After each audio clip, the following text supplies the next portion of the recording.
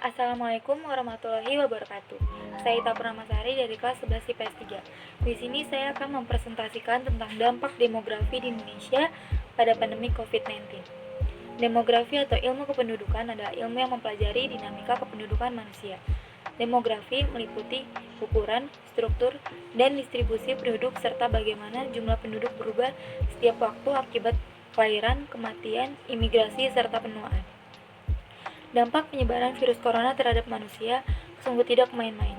Virus yang didapati berawal dari Wuhan, Cina ini dilaporkan telah menelan lebih ribuan korban. Di Indonesia, virus ini terus memakan korban. Penyebaran virus mirip SARS yang disebut COVID-19 ini telah menyebar hingga ke negara-negara Eropa. Bahkan negara-negara di Asia Tenggara juga terdampak COVID-19. Di Indonesia, Presiden Joko Widodo telah menetapkan wabah virus corona sebagai bencana nasional dan alam dan membentuk gugus tugas percepatan penanganan virus corona. Kebijakan lainnya, pemerintah menerapkan social distancing untuk mencegah penyebaran virus di masyarakat.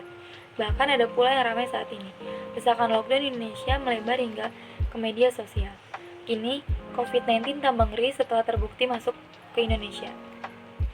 Ancaman bukan hanya datang kepada kalangan pejabat negara, tapi juga penduduk usia produktif Indonesia yang tersebar di negara-negara terkonfirmasi COVID-19. Begitu juga yang bermukim di Indonesia. Mereka terus waspada. Mengingat penyebaran virus ini sangat cepat, seluruh sektor pembangunan ikut merasakan dampaknya. Salah satu sektor yang luput dari analisis yakni bonus demografi. Bangsa ini sedang menuju masa bonus demografi pada tahun 2028. Diprediksi jumlah penduduk usia produktif usia 15 sampai 64 tahun lebih besar dibanding penduduk usia tidak produktif, yakni usia di bawah 15 tahun dan di atas 64 tahun. Pada periode tersebut, penduduk usia produktif diprediksi mencapai 64% dari total jumlah penduduk yang diproyeksikan sebesar 297 juta jiwa. Analisis tidak jauh berbeda dari tokoh milenial. Arif Rashid Hasan, pada puncak bonus demokrasi di tahun 2028, jumlah angkatan kerja mencapai 67% dari seluruh penduduk, dan rasio kebergantungan jatuh hingga titik terendah 47%. Artinya, 100 penduduk usia produktif hanya menanggung 47 usia non-produktif. Jumlah penduduk Indonesia selama beberapa tahun mendatang akan terus meningkat. Menurut Badan Pusat Statistik atau BPS, berpotensi meningkat hingga 282 juta dan sekitar 317 juta jiwa pada tahun 2045. Berdasarkan data BPS 2018, jumlah generasi milenial berusia 20-35 tahun mencapai 24%, setara dengan 63,4 juta dari 179,1 juta jiwa yang merupakan usia produktif 14-64 tahun. Kaitannya dengan bencana virus corona, usia produktif diperhadapkan dengan ancaman virus yang sewaktu-waktu bisa terjangkit, bahkan bisa membunuh.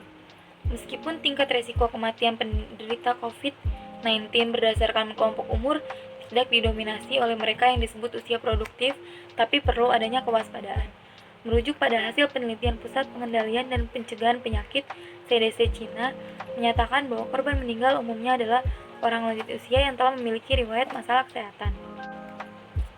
Dalam data itu, usia 10-19 tahun memiliki risiko kematian hanya 0,2%.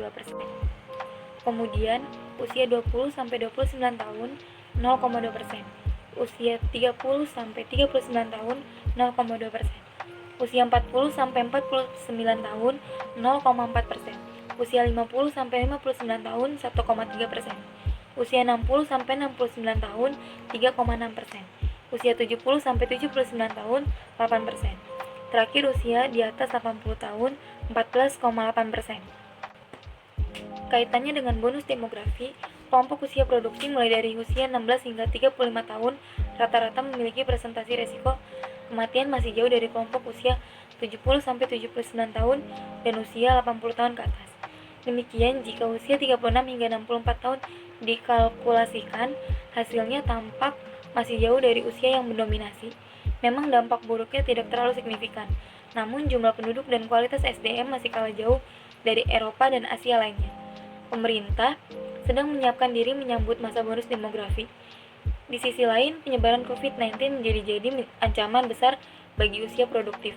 Dua warga Indonesia pertama yang diumumkan Presiden Joko Widodo positif virus corona diketahui seorang ibu berusia 64 tahun dan putrinya 31 tahun. Usia mereka masuk dalam kategori usia produktif. Kabar usia pasien itu disampaikan saat Indonesia belum memiliki ratusan kasus. Saat ini data usia ratusan pasien virus corona tampak tertutup hingga tidak diketahui beberapa jumlah usia produktif yang ditangani tim medis virus corona. Jika membandingkan dengan resiko kematian penderitanya, meskipun kecil tidak menutup kemungkinan Indonesia akan kehilangan sekian jumlah usia produktif sebelum memasuki masa bonus demografi. Ini kerugian besar bagi Indonesia kalau tidak serius mencegah penyebaran virus corona. Tingginya usia produktif mengharuskan tersedianya lapangan pekerjaan, pendidikan, dan kesehatan. Belit, pemerintah melalui rancangan undang-undang atau RUU, Omnibus Law Cipta Kerja, dan program Kartu Prakerja membuka peluang usia produktif tidak menjadi pengangguran. Rencananya program Kartu Prakerja akan dibagi pada April 2020 mendatang. Namun melihat kondisi Indonesia yang tak lagi stabil, ada kemungkinan program ini ditunda sampai waktu yang tidak ditentukan.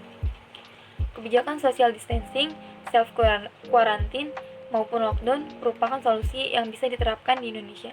Apapun yang akan digunakan secara nasional haruslah memberikan jaminan usia produktif tidak terjangkit virus corona. Sekian dari saya, kurang lebihnya mohon maaf.